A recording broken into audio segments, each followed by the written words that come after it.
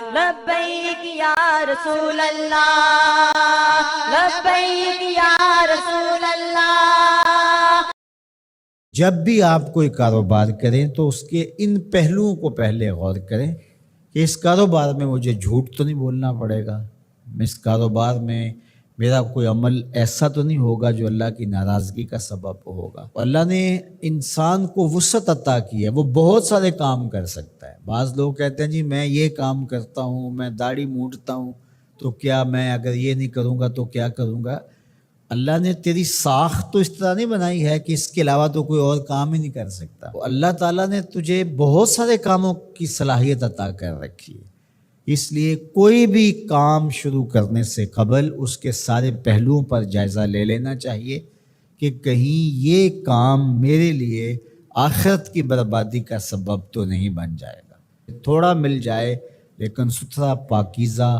جھوٹ، مکر، دجل، فریب، تلبیس سے بچ کر کے کمایا گیا رزق مبارک ہے، اور رزق مبارک ہی بڑی دولت ہے۔ رزق وسیع اللہ عطا کر دے لیکن اس کے ساتھ برکت کی شرط ہو تو وہ برکت والا رزق وسیع بہت ساری رحمتیں لاتا ہے، لیکن جو برکت سے خالی رزق وسیع اور رزق فراواں ہے وہ ہمیشہ بے برکتیاں لاتا ہے اور زندگی کے اندر تلخیاں پیدا کرتا ہے۔ تو اس لیے میں تو جب بھی دعا مانگتا ہوں کہ اللہ میں رزق حلال، رزق وسیع، رزق سہل اور رزق مبارک عطا کرنا۔ تو رزق مبارک اللہ سے مانگو جو برکت والا رزق ہے، تو وہ برکت والا رزق وہی ہے جس طرح اس حدیث میں آیا کہ جس کو حاصل کرنے کے لیے جھوٹ کا سہارا نہیں لیا گیا، جس رزق کے حصول کے لیے کسی درجے میں کوئی جھوٹ بولا گیا ہے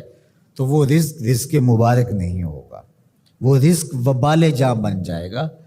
وہ بے قراری قلب کا ذریعہ بنے گا، اضطراب باطن کا سبب بنے گا، بے چینی کا سبب ہوگا،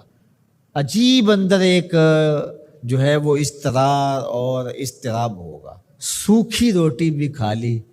لیکن حلال رزق کی سچائی کے ساتھ حاصل کی گئی روٹی